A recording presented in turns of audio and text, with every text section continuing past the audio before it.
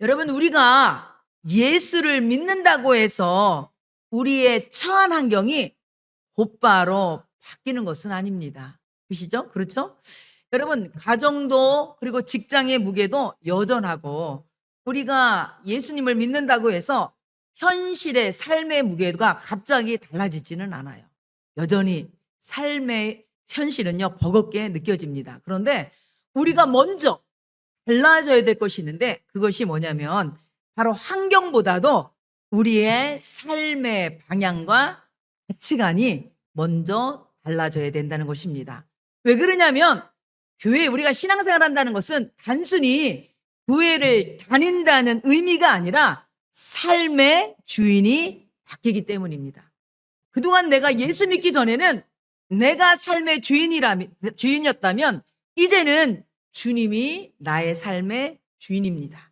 그렇기 때문에 여러분이 이제 생각하는 것도 여러분이 행동하는 것도 이제 달라져야 되는 거예요.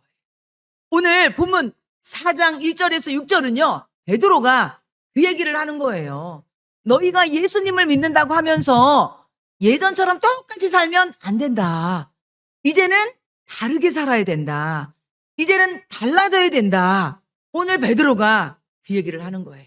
그래서 오늘 여러분이 오늘 말씀을 통해서 은혜 받으시고 다시 한번 거룩한 결단으로 세워지는 은혜의 시간 되시기를 축원합니다. 여러분, 베드로는요, 첫 번째 오늘 1절 말씀에 이렇게 말씀하고 있습니다. 그리스도께서 이미 육체의 고난을 받으셨으니 너희도 같은 마음으로 갑옷을 입으라. 갑옷을 삼으라. 이렇게 얘기하고 있습니다.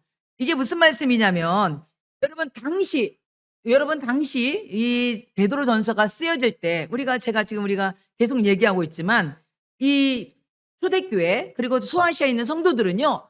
믿음을 지킨다는 이유로 많은 손해와 고난을 감수했음을 알 수가 있습니다. 바로 그런 성도들에게 베드로가 오늘 첫 번째 주시는 말씀이 뭐냐면 바로 고난 앞에 있는 너희들이 그리스도의 마음으로 무장하라고 지금 권면하고 있는 것입니다.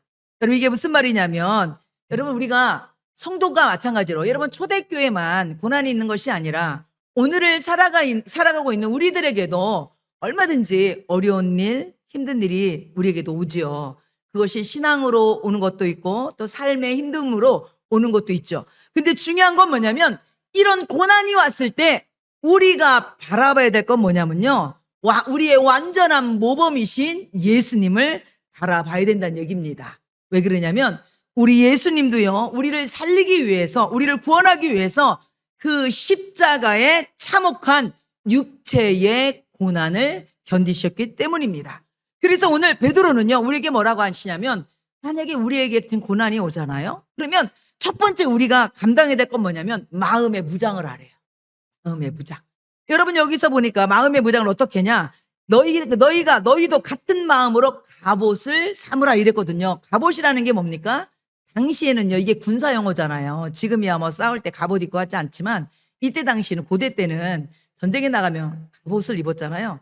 마찬가지로 전쟁터에 나가는 군인이 갑옷을 입고 무장하듯이 고난 앞에 있는 성도가요, 바로 무장을 해야 되는데 무엇을 무장해야 되냐? 마음을 무장해야 된대요. 마음을.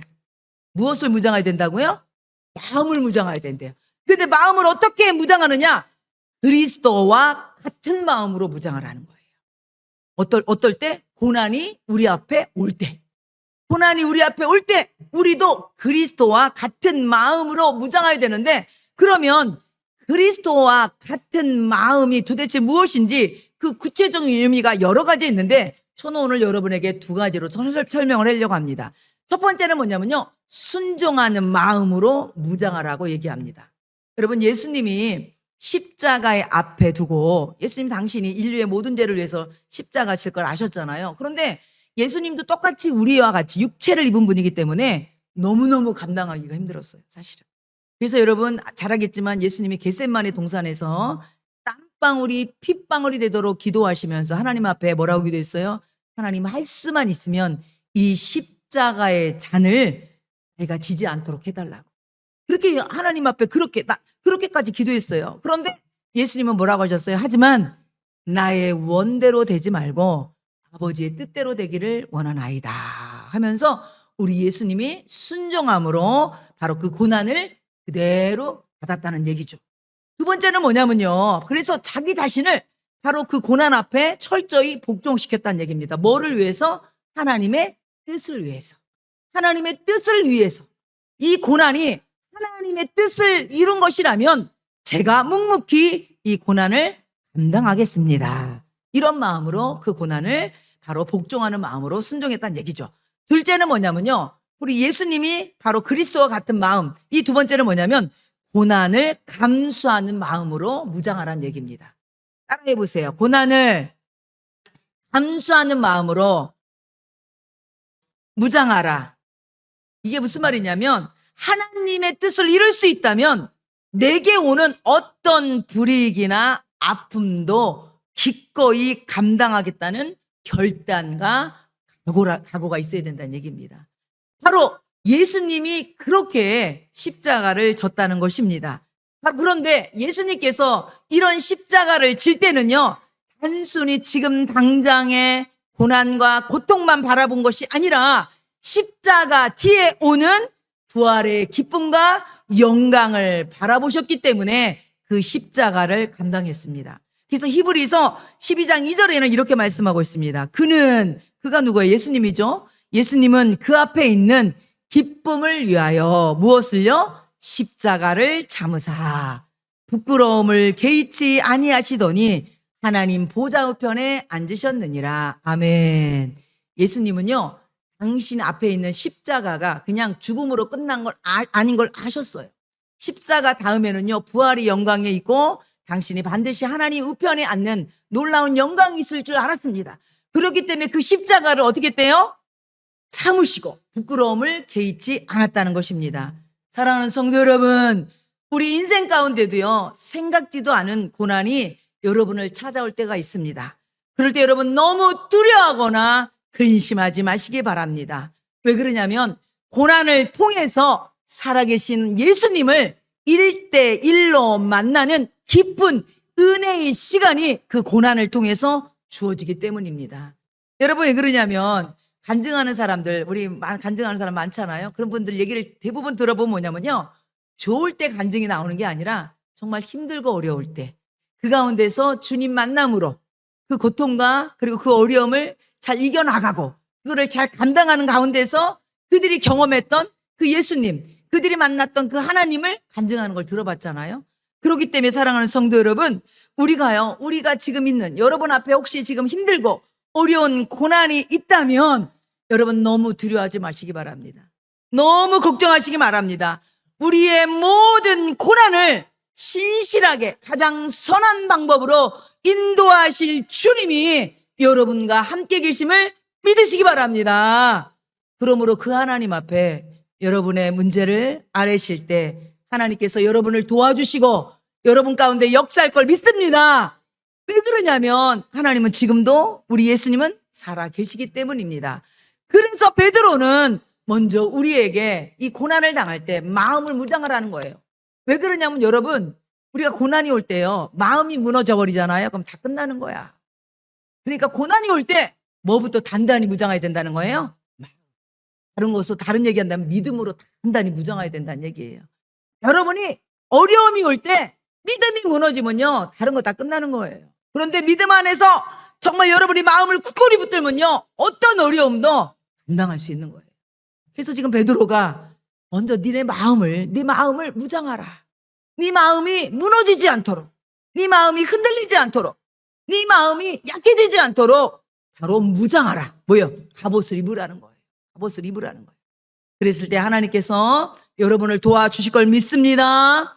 그리고 베드로는 이어서 얘기합니다. 다시 한번 1절 말씀 다시 한번 읽어보도록 하겠습니다.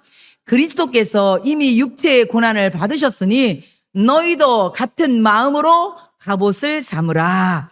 이는 육체의 고난을 받은 자는 죄를 그쳤음이니. 아멘. 여러분 이렇게 말씀하고 있습니다. 여기 보면 이는 육체의 고난을 받은 자는 죄를 그쳤음이니 이렇게 말씀하고 있는데요. 이 해석은요, 베드로전서 중에서 해석이 어려운 구절 중에 하나가 이 말씀이거든요. 이게 무슨 말이냐면 고난을 받으면 죄를 전혀 짓지 않는다는 그런 뜻이 아니라 고난이 닥쳐오잖아요. 그러면요, 죄와 관계가 끊어진 상태가 된다는 얘기입니다. 다시 말해서 여러분, 존 메가더는 이거를 어떻게 얘기하냐면 그리스도를 위해서 고난을 감수할 정도의 믿음이 있으면 이미 죄와 결별하는 결단이 있다는 거예요. 다시 얘기할게요. 우리가 그리스도를 위해서 고난을 감수할 정도의 믿음이 우리에게 있다면요, 이미 우리도요, 죄와 결별할 수 있는 그런 결단이 우리 가운데 있다고 얘기하는 것입니다. 여러분, 요 부분에 대해서 제가 좀 좋은 예화를 한번 들려드릴게요. 제가 언젠가 사랑의 교회, 우리 교회, 우리나라의 대표적인 교회잖아요. 오정혜 목사님이 지금 목회하신 사랑의 교회에서 뭐를 하냐면 제자훈련, 유명하잖아요. 그래서 저도 저희 이제 교회 이제 목사님 몇 분하고 사랑의 교회 가서 제자훈련 세미나를 참석한 적이 있었어요. 근데 그때 목사님, 그 오정혜 목사님이 어느 한 타임에 오셔서 간증을 하셨었는데, 어떤 간증을 하셨었냐면, 그분이, 여러분 지금 사랑의 교회가 굉장히, 저도 진짜 가보지는 않았지만 우리가 이렇게 뭐 방송이나 이렇게 보면 되게 멋있게 건물을 졌잖아요. 근데 그 성전 건축할 때 나중에 어려움이 많았습니다. 왜 그러냐면 그때 당시에 사회적인 비판, 오해 막 이래서 막 뭐 뉴스에도 나오고 막 이슈화도 되고 이래서 아주 목사님이 마음적으로 굉장히 힘들었는데, 그것뿐만 아니라 개인적으로도 아주 뭐 학위 논란이나 뭐 이런 것 때문에도 막 개인적으로도 아주 그냥 교회적으로 개인적으로 안팎으로 너무너무 힘든 그런 시간을 보냈을 때였어요. 그때 목사님이 그런 얘기를 하시더라고요. 정말 몸도 마음도 모두 다 지쳐갖고서 모든 걸 내려놓고 싶을 정도로 그렇게 힘들었었는데, 그때 하나님이 주신 말씀이 뭐냐면 에스겔 16장 6절 말씀이래요. 그 말씀이 이 말씀이었대요. 내가 내 곁으로 지나갈 때에 내가 피투성이가 되어 발짓하는 것을 보고 내게 이르기를 너는 피투성이라도 살아 있으라. 다시 이르기를 너는 피투성이라도 살아 있으라 하고, 이 말씀을 읽는데 이 말씀이 본인한테 확 와닿는 거라고 말씀하시더라고요. 그래, 내가 지금 교회적으로나 개인적으로 정말 피투성이처럼 내가 지금 상처받고 힘들지만 내가 살아 있으리라. 내가 살아 있으리라. 내가 살아남으리라. 끝까지 살아남으리라. 이 말씀 붙들고 본인이 버텼다고 하더라고요. 그러면서 목사님이 그때 이제 하시는 말씀이, 이렇게 어려움이 오니까 목사님이 다른 거는 다 물리치고 더더욱 하나님께 기도하고 더더욱 말씀 붙들게 되고 더욱 하나님을 의지하면서 그렇게 그 시간을 보냈다고 하더라고요. 그런데 제가 그때 목사님이 하신 말씀 중에 인상적으로 잊혀지지 않은 말씀이 있었어요. 그분이 그러면서 이런 얘기를 하더라고요. 사람이요, 평안하고 여유가 생기잖아요. 그럼 이건 누구나 다 마찬가지예요. 사실 목회자들도 마찬가지예요. 그러면요, 나태해지고요, 육신의 정욕이나 세상의 유혹에 눈을 돌리기가 쉽습니다. 그것이 인간의 약한 본성이에요. 우리 누구나 다 그런 약함을 갖고 있어요. 그런데 목사님께서 그런 얘기를 하시더라고요. 본인이 좀 어떻게 보면 잘 나가는 한국을 대표하는 목사님이잖아요. 그럴 때에 이런 어려운 일을 딱 당하니까, 그런 어려운 가운데서 목회를 하다 보니까 제 유혹이나 다른 곳에 눈 돌릴 틈이 없다고 하더라고요. 그러면서 이분이 하시는 말씀이, 여러분 우리가 가끔씩 뭐 매스컴 보면 그러지 않았으면 좋겠지만 대형교회 목사님들도 어려움을 해서 빵빵 넘어지는 거 봤잖아요. 그런데 본인한테는요, 그럴 틈이 없었대요. 왜요? 고난이 오니까 이거 먼저 해결해야 되니까 뭐 죄를 짓고 뭐 죄의 유혹에 넘어지고 이럴 틈이 없었다는 거예요. 그러면서 이분이 하시는 말씀이 바로 본인이 거룩해서가 아니라 본인이 뭐 능력이 있어서 그거를 통과한 게 아니라 하나님이 그 시간에 내가 어떻게 보면 평안하고 어떻게 보면 안전한 그때에 본인이 그런 어려움을 통해서 더 하나님을 의지하면서 본인이 그 시간을 지냈다고 이런 얘기를 하더라고요. 그러면서 여러분 마찬가지입니다. 고난이 오면요, 마찬가지잖아요. 다른 데 유혹에 우리가 눈을 돌릴 틈이 없는 거예요. 바로 그런 얘기를 하는 거거든요. 때로는 고난이 죄로부터 우리를 지키는 거룩한 울타리가 될 수도 있다고 말씀하고 있는 것입니다. 바로 고난이요, 우리를 힘들게만 하는 것이 아니라 우리를 지켜주고 우리를 거룩하게 하는 것뿐만 아니라 하나님과 가까이 나가게 만드는 것이 고난이라는 것입니다. 그렇기 때문에 여러분, 우리는 누구나 다 고난 싫어해요. 그죠? 고난 안 받았으면 좋겠어. 그렇지만 때로 하나님께서는요, 우리에게 고난을 통해서 하나님께 가까이 나가게 하고, 때로는 우리가 좀 더 거룩하게 살기 위해서 하나님이 고난을 이렇게 허락하기도 한다는 것입니다. 그래서 여러분, 여러분이 잘 아는 다윗 잘 알잖아요. 다윗이요, 사울왕에게 쫓겨서 광야에 수며 지내고 생명의 위협을 당하고 이런 고난의 시절에는요, 다윗이 하나님만 의지했어요. 그래서 그때 당시에 수많은 시편이 탄생됐어요. 그런데 여러분, 다윗이 넘어진 적이 언제 넘어진 줄 압니까? 여러분, 부하들이요, 다 전쟁터에 나갔을 때 이 다윗은요, 전쟁터에 나가지 않고 왕궁에 있었습니다. 그리고 여러분, 늦게까지 저녁 늦게까지 침상에 있다가 저녁 정도 되니까 왕궁에서 어슬렁어슬렁 하다 보니까 여기 예루살렘 성전이 좀 높은 데 있었거든요, 지대가. 그런데 저쪽에 보니까 목욕하는 여인이 눈에 들어오는 거예요. 그 여인의 그것을 유혹에 그걸 넘어져 갖고서 어떻게 합니까? 그 여인은 간음하게 결국은 그 여인의 남편인 우리아를 죽이는 살인죄까지 저지르고 말잖아요. 여러분, 다윗이 넘어진 것은요, 바로 막강한 골리앗 앞에서가 아니라 평안함 속에 찾아온 방신 가운데 다윗이 넘어졌어요. 여러분, 고난 가운데는요, 어떻게 보면 다윗은요, 더 성령 충만했다니까요. 수많은 시편이 그때 탄생했다니까요. 그러니까 여러분, 우리는 늘 고난 없이 평안만 추구하지만 여러분, 때로 하나님께서는요, 우리에게 인생의 거친 재료인 고난을 통해서 우리의 믿음을 빚어가시고 우리를 다듬어 가심을 믿으시기 바랍니다. 그래서 사랑하는 성도님들, 우리가 살아가면서 힘들고 어렵잖아요. 그러면 나만 왜 이래 이러지 마시기 바라요. 여러분, 그 고난을 잘 이기시면 그 고난을 통해서 하나님을 더 깊이 만나게 되고 그것을 통해서 여러분, 살아계신 하나님을 간증하는 여러분이 되실 것을 믿습니다. 여러분, 그리고 오늘 베드로는 2절에 이렇게 얘기하고 있습니다. 그 후로는 다시 사람의 정욕을 따르지 않고 하나님의 뜻을 따라 육체의 남은 때를 살게 하려 함이라 이랬습니다. 여러분, 그 후로는 이게 무슨 말이냐면 예수님을 믿게 된 후를 얘기하는 것입니다. 예수님 믿기 전에는 자신의 욕망과 정욕에 따라 살았지만 그 후로는 어떻게 해요? 이제는 그 모든 것을 벗어버리고 하나님의 뜻을 따라 바로 산다는 것입니다. 여러분, 여기서 중요한 단어는 뭐냐면요, 여기 보니까 뭐라고 그러냐면 육체의 남은 때를 살게 하려 함이라. 여러분, 이것이 굉장히 중요한 단어거든요. 육체의 남은 때라는 게 뭡니까? 바로 베드로는요, 다시 한번 우리의 육체의 인생은요, 바로 영원하지 않다는 것을 다시 한번 상기시켜주고 있는 겁니다. 우리 육체의 삶은 무한하지 않고 유한하다는 것을 얘기하고 있는 거예요. 그러면서 여러분의 남은 육체의 때를 여러분의 정욕을 위해서 살지 말고 이제는 예수 믿는 하나님의 자녀로서 하나님의 뜻을 위해서 살아야 된다. 그 얘기를 하고 계시는 것입니다. 사랑하는 성도 여러분, 지금까지 여러분이 어떻게 살았는지 그게 중요한 게 아니라 이제 오늘부터 여러분이 주님을 위해서 여러분의 남은 인생을 어떻게 살아가야 되는지 그것이 중요하다는 것입니다. 우리 모두 다 이제 우리 사랑하는 우리 하늘교회 성도들은 이제 남은 여생 앞으로의 삶을 주님을 위해 살아가는 복스러운 우리 사랑하는 성도들 되시기 바랍니다. 제가 예전에 다니던 교회예요. 권사님이 한 분 계셨는데 어느 날 여름성경학교라고 있어요. 우리 이제 여름성경학교 여름 되면 우리 아이들 있죠.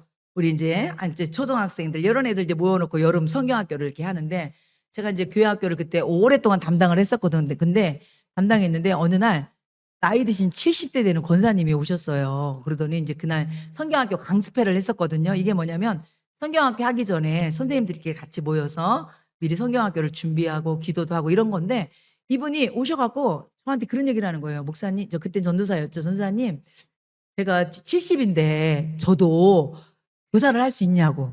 제가 너무 나이가 많긴 하지만 하나님의 은혜를 받고 보니까 뭔가를 하고 싶은데 자기가 뭔가를 할 수 힘이 없어 뭔가를 하지 못하지만 자기가 애들은 좋아한대. 그래서 제가 교사를 할 수 있겠냐고 이렇게 얘기를 하시는 거예요. 그래서 제가 이거 할 수 있다고. 그래갖고 제가 그때 1학년을 맡겼어요. 1학년. 그랬더니 1학년 애들이 이제 그 선생님 보고 할머니 선생님, 이렇게 할머니 선생님 이렇게 불렀어요. 70대니까.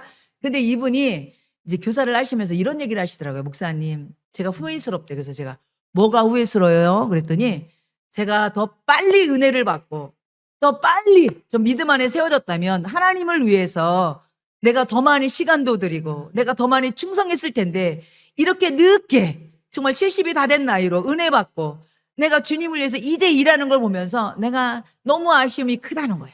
그런 얘기를 하는 거예요. 그래서 제가 그랬어요. 권사님, 지금도 늦지 않았어요. 지금도 남은 인생 주님을 위해서 그렇게 멋지게 사시면 됩니다. 제가 그랬거든요. 그렇습니다. 사랑하는 성도 여러분, 여러분 나이가 중요하지 않아요. 젊은 사람은요 더 귀하죠. 지금부터 계속 주님 앞에 드릴 수 있으니까 인생의 가장 좋은 시절을 하나님 앞에 드릴 수 있으니 하나님 얼마나 기뻐하시겠어요. 그렇다고 나이 드신 분들도 아유 나는 뭐 이제 힘도 없고 뭐 할 수 없는, 아니요. 여러분도 할 수 있는 거 있어요. 하나님께서 여러분을 통해서 여러분의 남은 인생을 통해서 여러분 하나님의 영광을 위해서 여러분 할 일이 있어요. 제가요 신방하다 보니까 요즘 이제 최근에 우리 이제 사업장 신방 가는데 우리 성도님 한 분이 그런 얘기를 하더라고요. 요즘은 우리가 계속 말씀 전하는 게 전도에 대한 거잖아요. 베드로전서가. 우리 집사님 그 얘기를 하는 거예요. 목사님, 저도요 전도를 하려고 지난번 어버이 주일 때 우리가 왜 선물 준 거 있잖아요. 그거를 본인이 갖지 않고 그 친구분을 줬다는 거야. 그 남자분 한 분, 여자분 주면서 전도하려고 그랬다는 거예요. 이제 교회 나오신 이제 1년 좀 됐는데. 그래서 제가 그 얘기를 듣고 마음에 감동을 입었어요. 왜냐면 우리 성도들이 말씀을 듣고 이걸 마음에 새기는구나. 그래도 거룩한 부담을 갖고 있구나. 그래도 이렇게 전도를 하려고 애쓰시는구나. 이게 뭐예요? 달라진 모습인 거예요. 하나님이 그것을 보시는 거예요. 여러분의 남은 생애를 그렇게 말씀대로 살아가는 거예요. 한 발짝 한 발짝. 비록 지금 뭐가 확 달라지는 게 아니라 여러분이 그렇게. 그리고 우리 집사님 한 분도 그래도 말씀으로 살아가려고 얼마나 지금 애쓰고 있어요. 그런 모습들이 저는요 너무너무, 비록 우리 교회가 약하지만 아직은 작지만 우리 교회는 강한 걸 믿습니다. 왜요? 우리 교회 성도들이 이렇게 말씀으로 살려고 몸부림치잖아요. 어? 그래도 주일 지키려고 하고 말씀대로 살려고 하고 전도하려고 애쓰고, 그래서 하나님께서 우리 교회 반드시 부흥시켜줄 걸 믿습니다. 그러면서 베드로가 이어서 뭐라고 하냐면 4장 3절 말씀입니다. 여러분 보세요. 너희가 음란과 정욕과 술 취함과 방탕과 향락과 무법한 우상 숭배를 하여 이방인의 뜻을 따라 행한 것은 지나간 때로 족하도다 이랬습니다. 여러분 새 번역에는 이 말씀을 좀 더 쉽게 얘기했거든요. 이렇게 얘기하고 있어요. 제가 새 번역으로도 읽어드릴게요. 여러분은 지난 날에 이방 사람들이 하고 싶어하는 일을 하였으니 곧 방탕과 정욕과 술 취함과 환난과 연애와 가증한 의상 숭배에 빠져 살았습니다. 그것은 지나간 때로 충분합니다. 지금 이렇게 얘기하고 있어요. 여러분 이게 무슨 말입니까? 지금 소아시아에 있는 성도들도요, 예수님 믿기 전에는요, 이들의 삶이 어땠다는 거예요? 오늘 말씀처럼 방탕하고 정욕대로 살고 술 취하고 환락에 빠지고 연애에 빠지고 즐거움에, 그리고 또 가증스러운 우상 숭배, 이렇게 빠졌던 사람들이란 얘기예요. 그런데 베드로가 이제 뭐라고 그래요? 이제 그동안 그렇게 살았지만 이제 예수 믿는 그 순간 너희들은 어떻게 한다는 거예요? 그것은 지나간 때로 어떻게 돼요? 충분하대요. 여러분 너무 의미심장하지 않아요? 왜 그러냐면 이때 당시에 소아시아 사람들은요, 당시에는요 각종 신전 제사 후에요, 신전들이 많았잖아요. 우상 숭배가 많았잖아요. 그러니까 신전 제사 후에는요 이 사람들이 술 파티를 벌이고요 방탕한 잔치로 이어졌거든요. 뿐만 아니라 공중 모독형 문화가 있어갖고요 도덕적 타락으로 연결됨으로 인해서 이때 당시 사람들의 삶은요, 이런 것들은요 너무 자연스럽고요 일반적인 모습이었어요. 우리야 뭐 믿음의 사람들이니까 뭐 방탕하고 정욕하고 이런 것이 우리랑 좀 약간 멀게 넘어질지 모르겠지만, 여러분 이때 당시는 이게 아주 자연스럽고 일반적인 삶이었던 거예요. 그랬는데 지금 베드로가 뭐래요? 이전에 있던 이 모든 것이 어떠는 거예요? 그것이 지나간 때로 어떻게 하다는 거야? 충분하다는 거예요. 이게 무슨 말이냐면 이미 그 정도면 됐다는 거예요. 그 정도면 할 만큼 해봤지 않냐. 그러니까 이제 어떻게 하라는 거예요? 끝내라, 이 얘기하는 거예요. 제가 오늘 이 말씀 전하면서 사실은 실명을 좀 얘기해서 뭐하지만 우리 집사님이 요즘 애쓰고 있잖아요. 전쟁을 치르고 있잖아요. 그러고 보면서 제가 이 말씀을 하려고 한 게 아니라 본문대로 나가는데 우리 집사님에게 이 말씀을 계속 주시는 것 같아요. 이제는 뭐예요? 그동안 할 만큼 했으니까 그만 끝내래요. 할 만큼 해봤지 않냐. 응? 그러니까 이제는 뭐야? 이제 끝만하다. 이제 충분했다. 됐다. 지금 오늘 베드로도 지금 소아시아 성도들에게 그 얘기하는 거예요. 이제 방탕한 삶에서, 이제 그 정말 우상 숭배에서, 술 취함에서, 정욕대로 산 삶에서 이제 그 정도 해만큼 했으니까 이제 끝내라. 이제 옛 습관을 어떻게 하라는 거예요? 벗어버려라. 바로 이제 결별할 때가 되지 않았냐? 그 얘기를 하는 것입니다. 사랑하는 성도 여러분, 우리 예수님 안에서 달라집시다. 새로워집시다. 옛 습관에서 결별합시다. 그런 은혜가 있기를 축원합니다. 여러분 북아프리카, 여러분 4세기 북아프리카에 아우구스티누스라고 여러분이 잘 아는 어거스틴 하면 잘 알 거예요. 그죠? 여러분 어거스틴이라는 사람이 있었습니다. 여러분 이 일화는 우리가 너무 많이 들어서 잘 알고 있는데 이 어거스틴은요 청년 때 있었던 일화입니다. 아주 어거스틴이 총명하고요. 그리고 수사학의 천재였고요.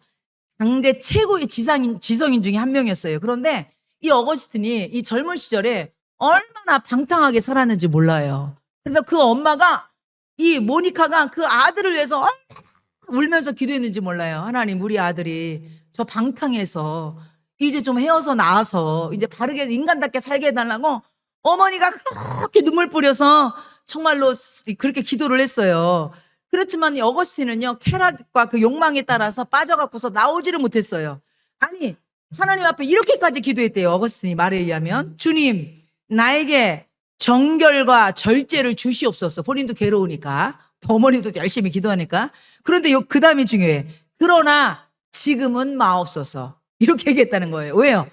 지금 그만큼 죄를 끊고 싶지만 그 죄가 주는 쾌락과 유혹이 너무 좋은 거예요.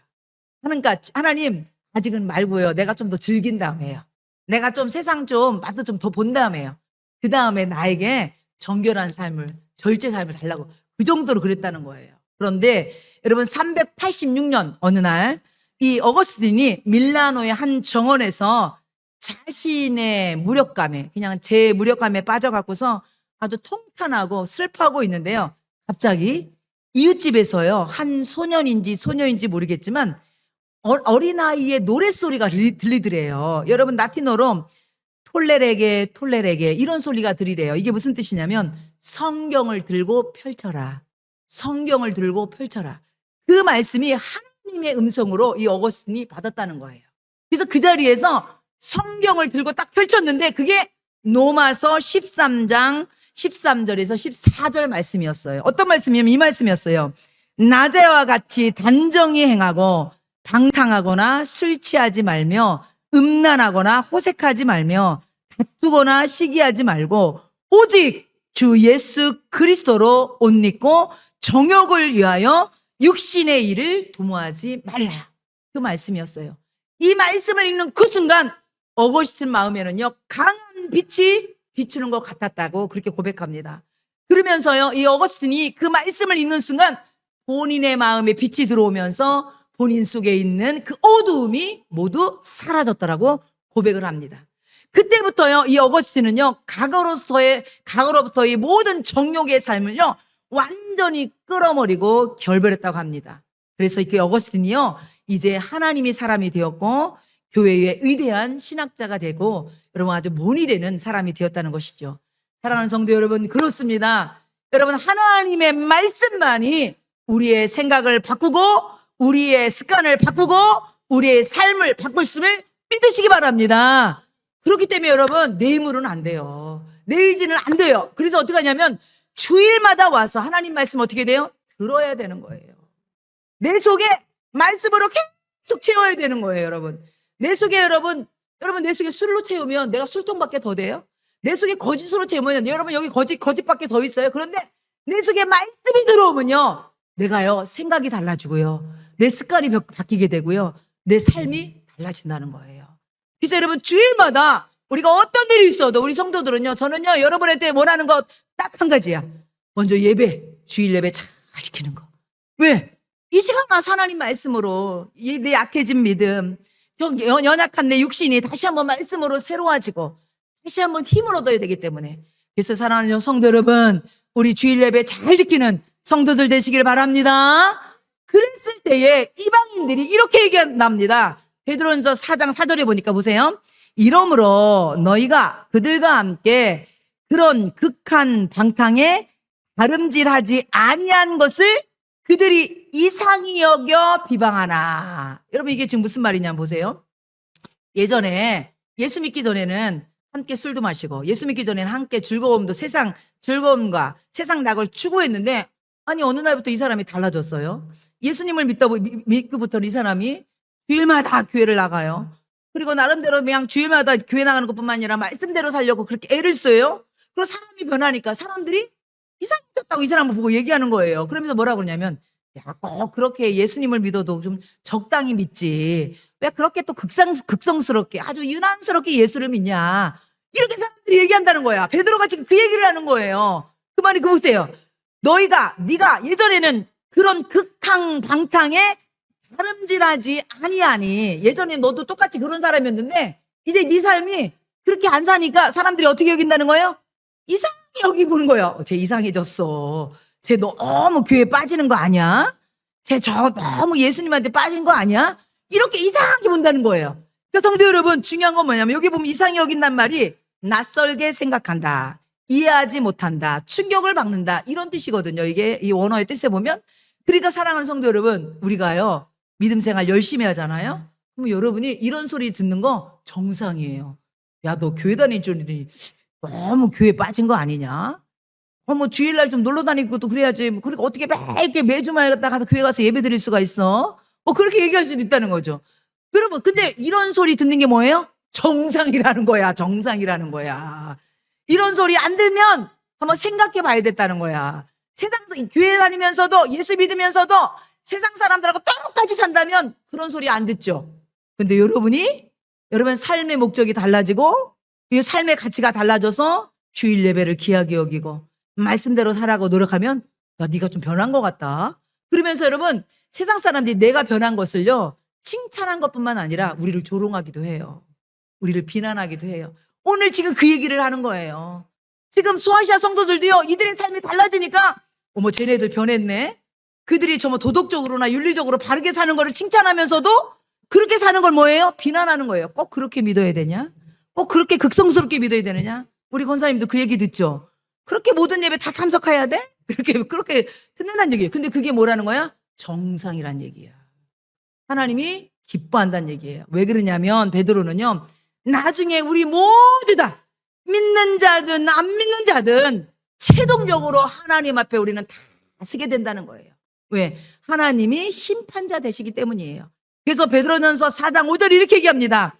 그들은 누구냐면요, 믿는 사람이든 안 맞는 사람이든 산자와 죽은 자를 심판하기로 예비하신 이에게 사실대로 고하리라. 여러분, 이걸 좀 쉽게 풀이한 세 번역에는 이렇게 되어 있습니다. 그들은 누구냐면 예수 믿는 사람을 비방하고 예수 믿는 사람을 조롱하고 예수 믿는 사람을 이상하게 여긴 그들을 얘기하는 거예요. 그들은 산자와 죽은 사람을 심판하실 분에게 사실을 죄다 알아야 합니다. 여러분, 이게 무슨 말이냐면 나중에 우리는요 하나님 앞에요 다 서게 되는데, 안 믿는 사람들도 하나님 앞에 본인이 이 땅에 살아온 그 삶을요, 본인의 모든 삶을요 하나님 앞에 낱낱이 다 고백해야 된다는 얘기예요.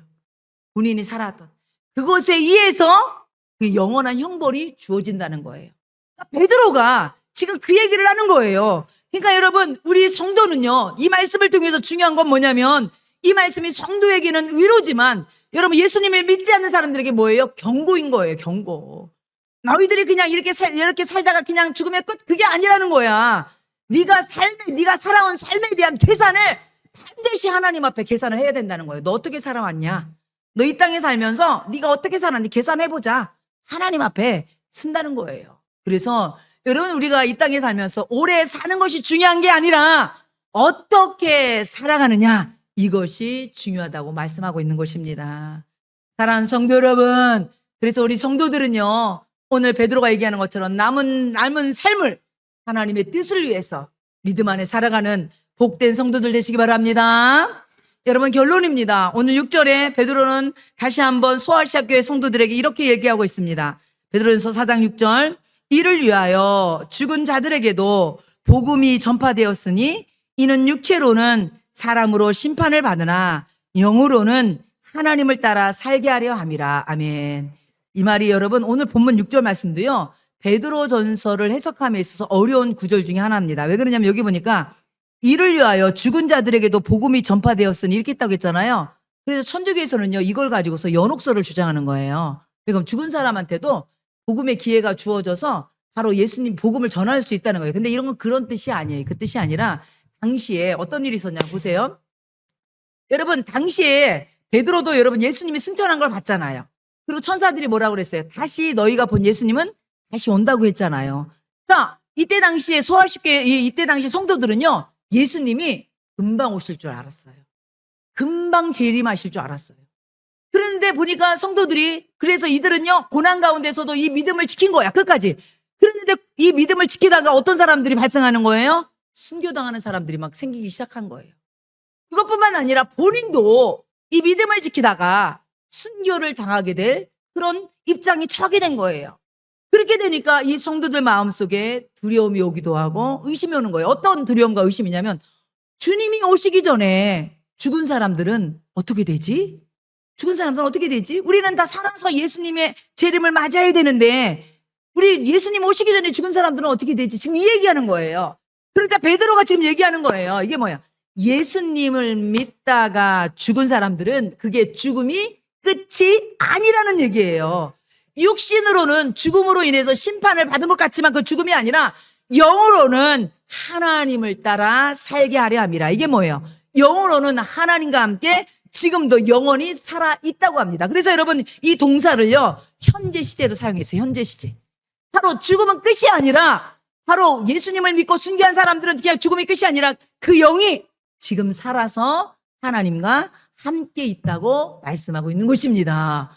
그래서 여러분 예수님께서도 요한복음 11장 25절 26절에 이렇게 얘기하고 있습니다. 예수께서 이르시되 나는 부활이요 생명이니 나를 믿는 자는 죽어도 살겠고 무릇 살아서 나를 믿는 자는 영원히 죽지 아니하리니 이것을 내가 믿느냐. 아멘. 그렇습니다. 여러분 예수님을 믿는 사람은 죽어도 산답니다. 그러니까 예수님이 오실 때까지 살아있는 사람은요 변화되고, 예수님이 오시기 전에 죽은 사람은 어떻게 돼요? 부활의 영광. 그래서 우리 예수님이 부활의 첫 열매시잖아요. 그래서 지금 이 얘기를 하는 겁니다. 그래서 여러분 로마서 14장 8절에 보면 바울은 그래서 이렇게 얘기합니다. 우리가 살아도 주를 위해서 살고 죽어도 주를 위하여 죽나니 그러므로 사나 죽으나 우리는 주의 것입니다. 바울이 아주 멋진 고백을 하죠. 그렇습니다. 사랑하는 성도 여러분, 우리는 살아도 누구를 위하여? 주를 위하여. 죽어도 누구를 위하여? 주를 위하여. 이 바울의 고백이 여러분의 고백이 되기를 축원합니다. 여러분 오늘 제가 끝으로 여러분에게 잠깐 짧은 예언을 한 가지 하려고 합니다. 여러분 1899년 12월 22일 금요일 아침에요.